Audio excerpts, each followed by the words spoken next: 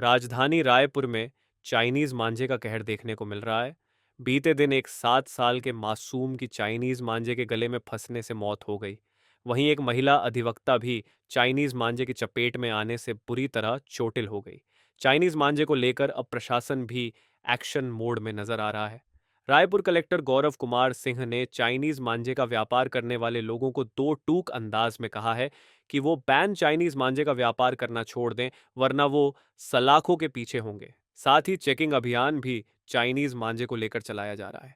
जो भी बेचते पकड़ाएगा उन पर सख्त कार्रवाई की जाएगी। चाइनीज मांझे का जो विषय आया है निसंदेह रूप से बहुत ही दुखद है। उसमें हमारा एक बच्चे की भी जान गई है। तो जो लोग इस प्रतिबंधित चीज़ों को बेचने का काम कर रहे हैं वो चाइनीज मांझा ही नहीं, कोई भी है।